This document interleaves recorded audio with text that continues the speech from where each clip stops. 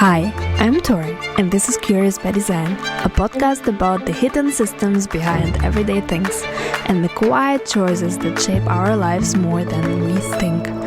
In this season, we're talking about fashion.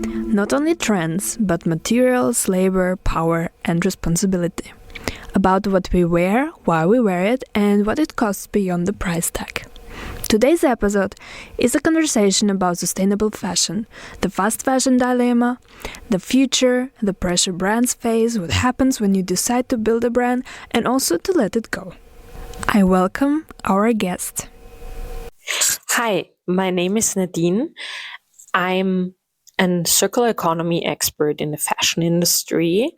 I offer different services like speaker, moderator, consultant, mentor, so a multi-solution expert like the circular economy. And I also started 10 years ago my circular sportswear brand MONTREET based in Vienna, Austria. And with coming out of this podcast, I have to tell you, I'm closing MONTREET. So it was a really amazing journey and a lot of growth throughout the last 10 years. And now it's over and it's the start of something new. When I heard about Nadine closing her brand after 10 years, I honestly needed a second. Because we are so used to hearing growth, scaling, expansion that we forget how much courage it takes to say, this chapter is complete. We'll come back to that later, but first, I wanted to tap into Nadine's knowledge, all the practical, sometimes uncomfortable, but very real things she learned about circular fashion over the years. After my last episode about wool, something annoying happened. I started checking labels even more than I already did before. Everywhere. In shops, in my own closet, even other people's stuff. A bit embarrassing, however, I realized I kind of know which materials feel good or bad, but I don't always know why. Like, I know I prefer cotton, wool or linen. I know polyester makes me regret my life choices, but if you asked me to explain the difference properly, that's where it gets fuzzy. So let's pause for a second and do a very short, very human fabric overview. No fashion school required. So, there are 4 big groups you'll usually see on labels. First, natural fibers. These come straight from plants or animals such as cotton, wool, linen, silk. They breathe, age naturally, and usually feel good on the skin. They're not automatically perfect. For example, cotton can be water intensive, wool can be itchy, but they behave like nature. Predictable, repairable, compostable in the best case. Second, regenerated fibers. This is where it gets confusing, because they sound synthetic, but they're kind of nature's remix. Rayon, viscose, modal, lyocell, they all start as plants, usually wood pulp, but are chemically processed to become fiber again. So they are not fully natural anymore, but also not pure plastic. Some are better than others. Lyocell, for example, is usually produced in a much cleaner, closed-loop process. Third, synthetic fibers. Polyester, acryl, nylon. These are basically plastic made from oil. They are durable, cheap, stretchy, and very obedient in factories. But they don't breathe well, shed microplastics, and stick around on this planet longer than we will. And then there are blends. A blend simply means more than one fiber in one garment, like cotton with elastane or modal with polyester. Sometimes blend makes sense. A tiny bit of stretch can improve fit and comfort, but the more fibers you mix, the harder it is to recycle, repair, or even understand what you are wearing.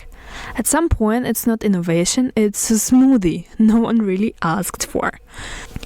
This was my starting point, not perfection, just awareness. So instead of pretending I suddenly know everything, I asked Nadine the obvious next question. Given how complex this already is, where does it actually make sense to start when choosing materials?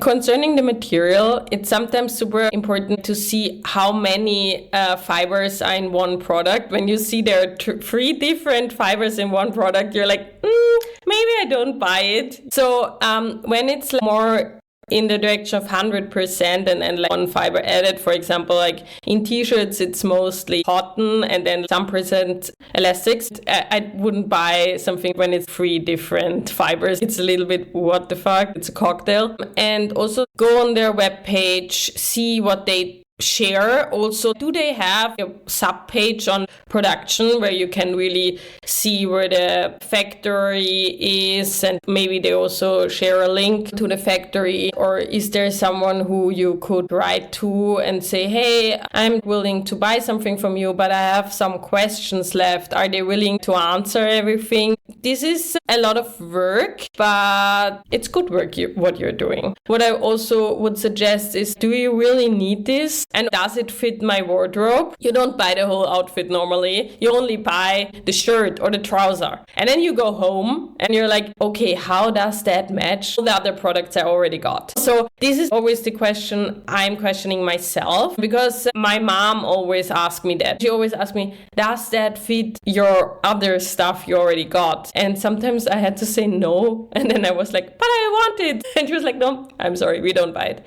So this is what I got from my parents. They didn't know back then that this is called conscious consumer behavior. We now have a word for that.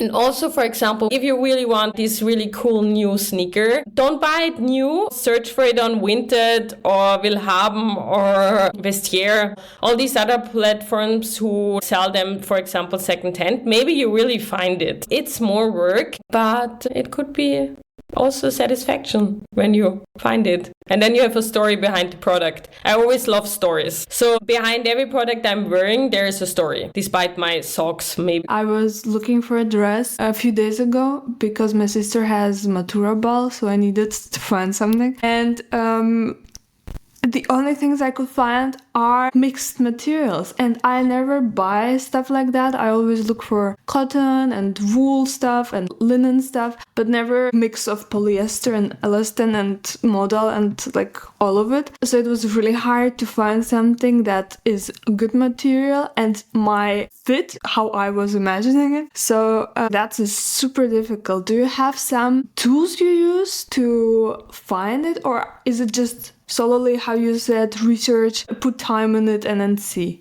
There is no shortcut that you know of. I had like basically the same issue with a friend.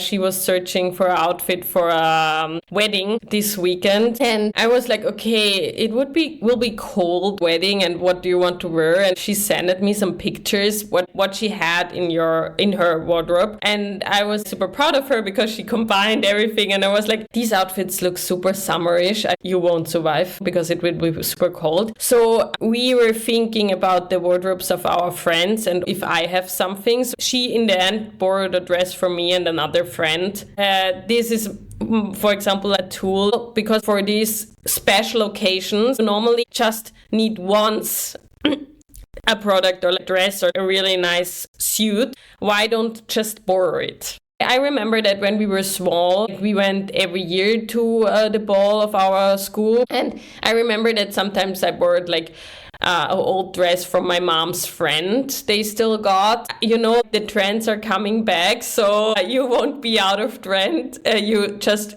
will look super beautiful. So that would be when this is a tool, then I would say borrow it. I think we sometimes forget that the clothes are not just in the shop, but also maybe at your mom or your friend or somewhere that you can just have for a day. Or my other idea was to buy something that is just classical and you can wear all the time, like the small black dress from Coco Chanel that you can wear all the time. So something like that. It is reusable. Work on a wardrobe which has key pieces in specific colors, but also some people can't wear black because then they look really pale. I thought I could never look good in black because I would be pale, but a few times I got compliments for it, and maybe sometimes if you have like a good makeup, clothes can be better if you add accessories or makeup or something to it to make it a look, and it gives the whole outfit more complexity. So creativity is important. I love that. You said so many things that resonate with me. I also had the story with the parents asking, do you really need it? Can you combine it with what you have? Can you make an outfit?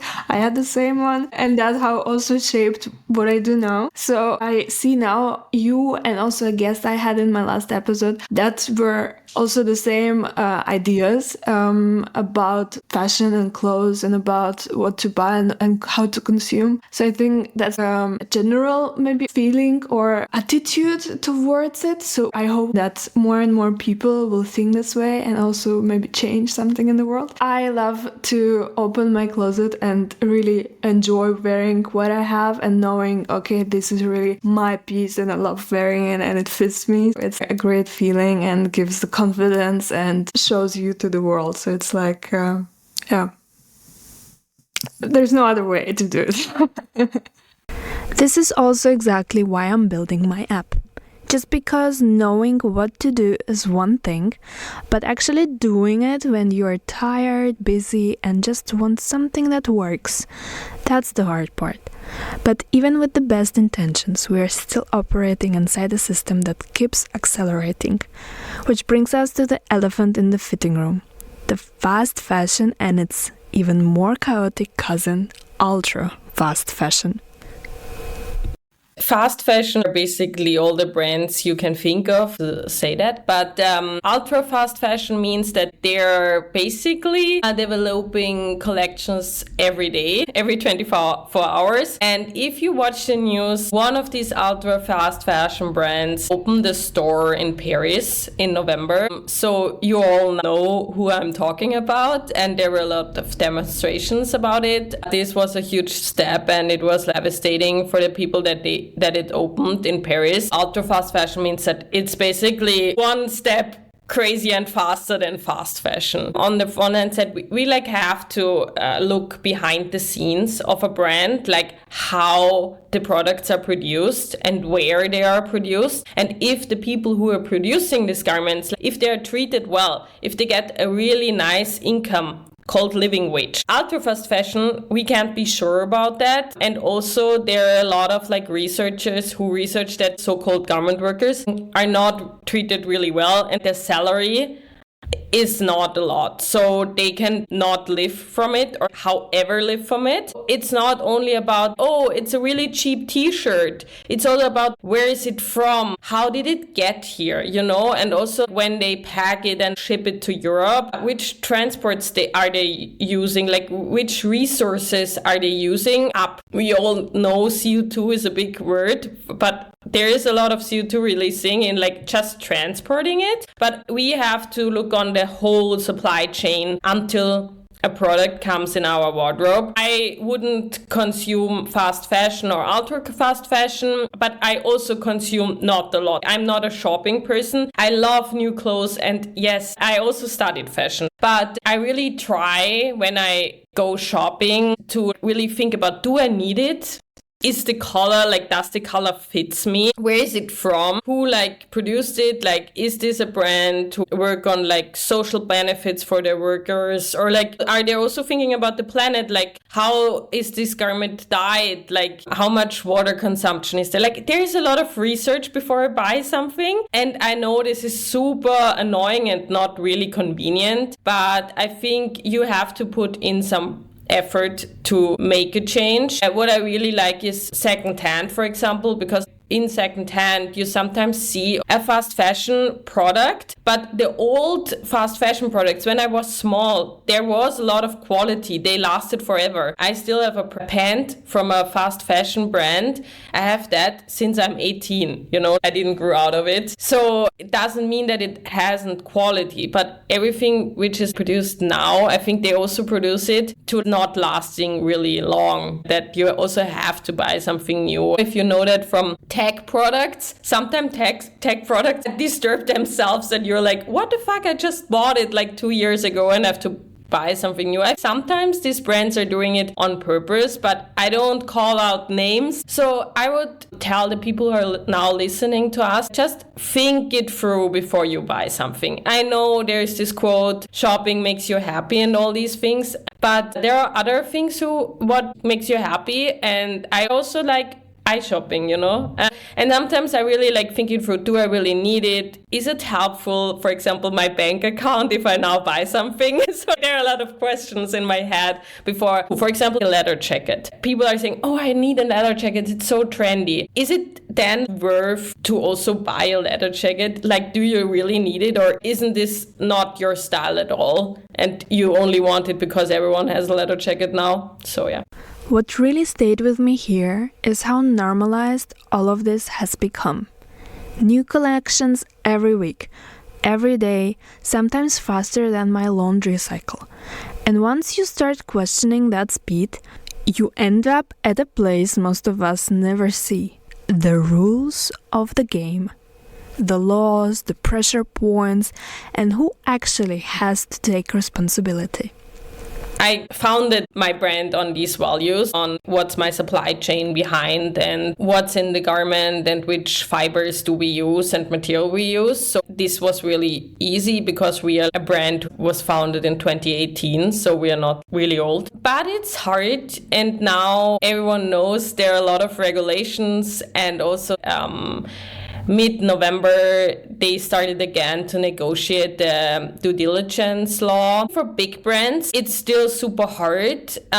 It's like you have a fruit salad and you need to know all the ingredients and where they're from. And I always say that the food industry is way more ahead than we are, because they started in the 90s and now it's not a trend to buy biological vegetables and fruits. Everyone buys it like that. For us, it's not like that still. So I think it's super important to have these regulations that brands know what they need to know about their garments. They eventually know it. You know, when you're going to fashion school, you learn a lot of materials and you learn a lot about fibers and what's in it and how you put them together in a product and all these ways. But still, when you're a really big brand, you have so many suppliers, and then there are tires like tire 1, tire 2, tire 3. So there's not only the supplier you talk to, but the supplier gets also like their supplies from someone else. So it's super complicated, but still it's super important that there are these regulations, and there's this European Act for Circular Economy, which should be the status quo in 2015. So we need to see how this works out, but I think it's really good that there is a regulation about when you produce good products. What means good products? When you produce products who are like able to repair again, able to recycle, or with quality. It's called the eco modality. You don't have to pay a lot for the product or not this much taxes. But if you produce a product which is not recyclable or not repairable, you have to pay for it, So this is super complicated in these all regulations. But to sum it up, I would say it's important that we have laws on that, how we produce and where we produce. But as a brand, and this is what I really get, you have to dig deep and you have to know everything. And this is why it's super important to have employees who work on that. Because when you're a brand who was founded 100 years ago, you have so many contracts with different supplier. You have to bring it up and see what's there and who are you still working with. But I think still it's possible, and there are a lot of opinions on that. We have to see what the EU decides on, and still being an activist and advocate, you can consume what you want to, and if you're willing, you only consume from a brand or secondhand, something which is not harming that much. Up until now, we talked a lot about personal choices and brand ethics, but there is another force quietly shaping the industry: regulations. The kind of stuff that sounds boring until you realize it decides what's allowed, what's profitable, and what stays broken. So I asked Nadine to help untangle what's actually happening there without turning this into a law lecture. Promise. Before we move on, a quick note. We touch on a lot of laws and regulations next, and I know this can be dense and feel confusing. If you want me to do a deeper, more practical breakdown of this in a future episode, what actually affects you as a consumer, founder, or creative, leave a comment or send me a message.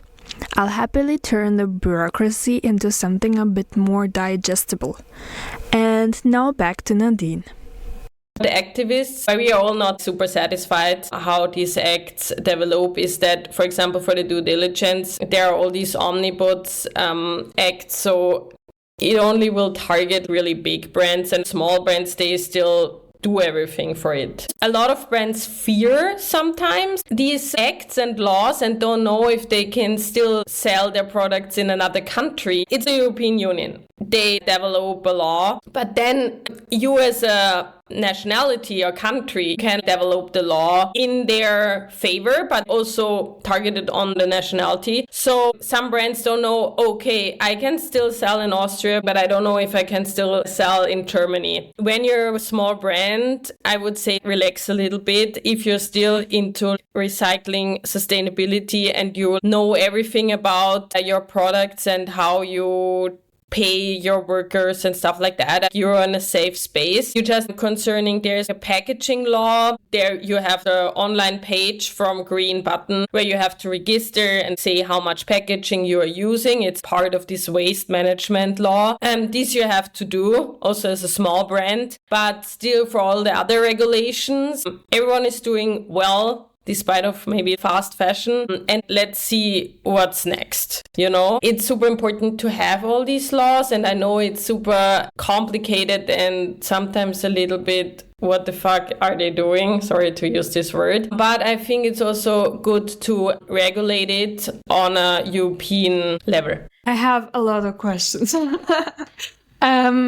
No, but I just wanted to ask about the regulations you mentioned. A year ago or half a year ago, I was talking with a lawyer and I was talking about fashion, and he said, oh yeah, fashion industry, there is not much happening there right now because the industry is already under pressure and the government doesn't want to put it even more under pressure. That's why we don't have much progress into the sustainability direction. That was what he told me. But I'm curious to know more what is happening there. So if you have something. Yeah, I understand what he said. It's at the moment what you say in German, it's a hot potato nobody wants to touch.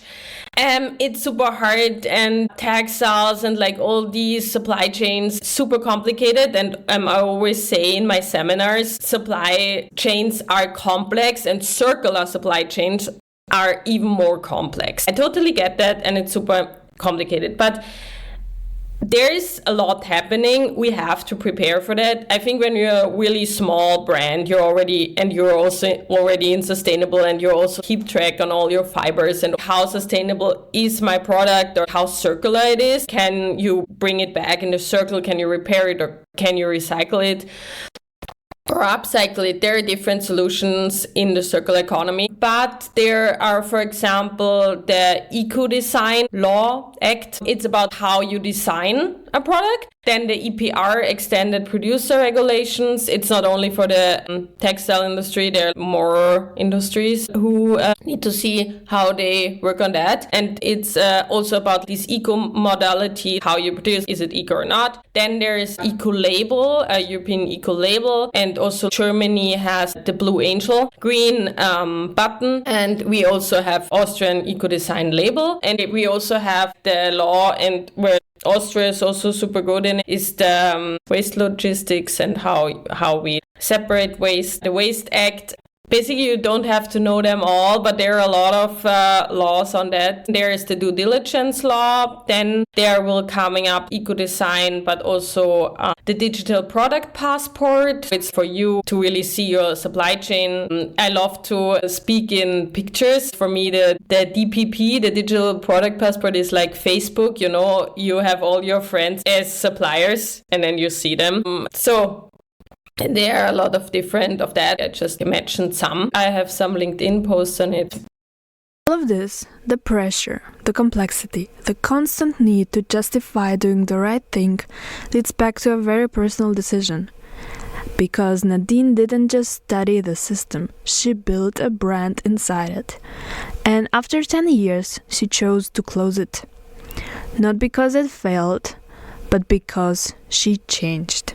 At MONTREET, it was a lot about circular economy. When I started, I didn't know what circular economy means, but on that as a base, I started the brand. We used all the cutoffs to make accessories, so zero waste accessories, we called them, for adventurous people. And then you also were able to rent our products, not only buy them. And every first repair of your purchase was for free. And I always told the people who bought our products that it's like a marriage. It's forever. So when we're closing down and there are people like who want to repair something, basically everyone knows our tailor in Vienna. So repairing is still on. And it's beautiful how people reacted when we said we will close down. But it's also nice to close down because it was a nice journey and it was amazing what we built, and not closing down because of internal issues. It was just out of growth and development in different directions. Me as a person, I will stay in the fashion industry and will try to revolutionize it and drive change. What I really love is that Nadine didn't step away from the industry. She stepped closer to the people in it. Instead of competing, optimizing, or burning out alone, she's helping create a space where fashion professionals can actually talk, think, and breathe together. And that's how the Fashion Forward Retreat came to life, something I kept hearing about long before this conversation. Last year, in 2024, I met Caroline Schober and Anna Greil at the Changemaker for the Change retreat. It's from CXC, and we met in the middle of Sweden. And we were the three Austrian women working in fashion, but never have seen each other in person. We had a couple of days in the woods of Sweden. It was super nice. We got to work a lot on us and also on our purpose, driving change. And in the end, we came up with this idea. We should do a retreat for fashion professionals who are seeking change in our industry and want to make something different. I think this is a quote everyone knows already. This industry is one of the biggest polluters in the world. Not the biggest, but one of them. With all these brands doing fast fashion and ultra fast fashion, we were thinking we need to give all these other fashion professionals who are seeking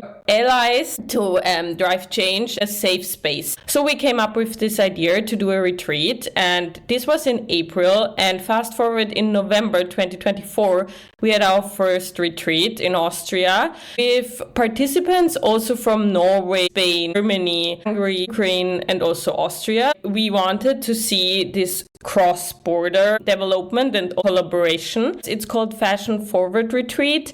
And it's basically for everyone who is in the industry. Sometimes people say, oh, I have to be a designer. You don't have to be a designer, just work in this industry. And it was super nice. We worked on a hackathon format to see how we can collaborate across the industry. But also, you know, when you spend your mornings together, your lunchtime together, and your evenings together, there are coming up more ideas, and you can work on your own problems. For example, when you have an idea and you don't know how to make the next step, you can share it with the others. So people really worked from the retreat chalet on their own projects, and we made a program where in the morning you were able to work remotely, but then also have a session on learning and developing, like learning more about the industry, for example, European Union regulations. And then in the afternoon, after lunch, you worked again, and then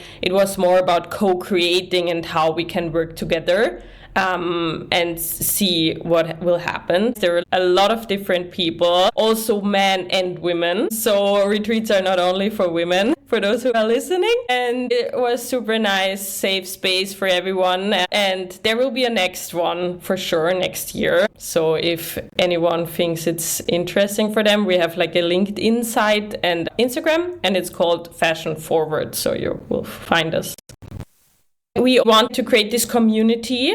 It's all about collaboration, and sometimes you think you're alone in this, but everyone else is also alone in this, and we want to connect the points between the persons. We are like a triumvirate, like in the ancient Roman Empire. So I'm the sales person and I'm the crazy idea person sometimes. Last year I was in the US and I had the possibility to bring someone from the US to Austria. So I called the girls and said, oh, we have the possibility. So I know we are doing these retreats, but maybe it would be super nice for a community to bring someone from the US and see how there could be made some cooperation or how we can learn from each other. This year, it feels like last year, but it was this year. We invited someone from Fashion Revolution USA to Austria. It was funded by the US Embassy. So she came and we made 10 days of Fashion Forward Beyond. We called it like that. They were after work supper at a really nice store called Sabrina and Saborka. Did after work mingling. There came a lot of different people just to catch up and see who is here. And then we also had a panel discussion with the fellow from the US working on what does collaborating mean in the US, also what does collaborating mean in the EU, and what can we learn from each other. It was at the Glory Store Vienna. And then we also did a really nice project. It's inspired by Dress for Success. It's an NGO. It's all over the world. And it helps people who don't have the money to really prepare for their first job interview. It's a safe space where you can go. You get a stylist on your hand who helps you to dress for your job interview, but you also get workshop how you talk to these people, how you negotiate money and salary.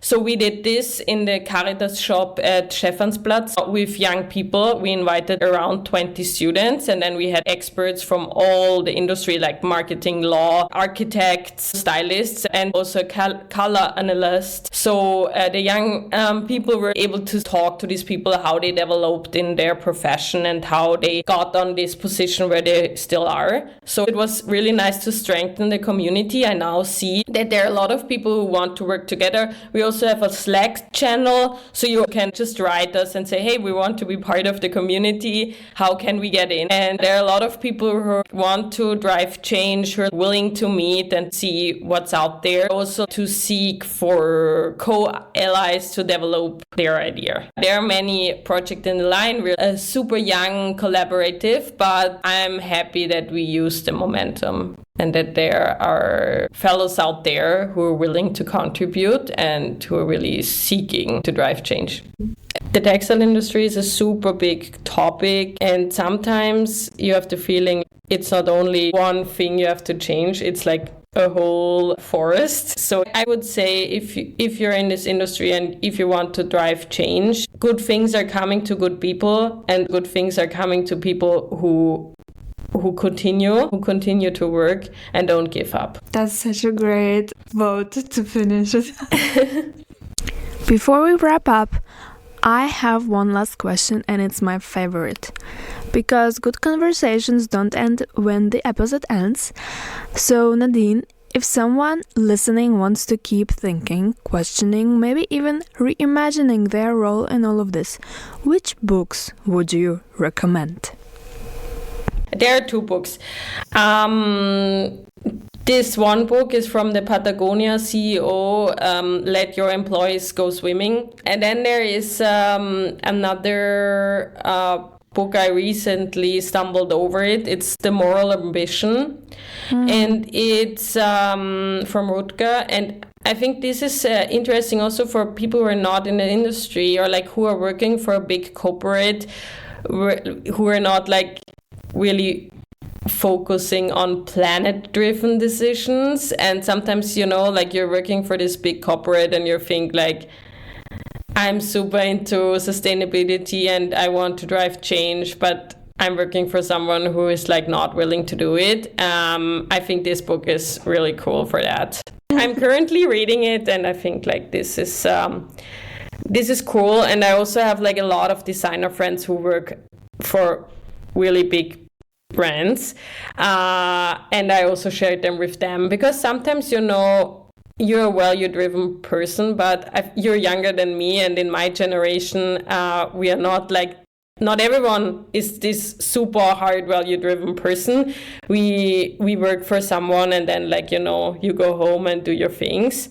But yeah, it's still part of the moral. And when I talk to them, they're like, yeah, no, they're not doing good, but I also have to pay my rent.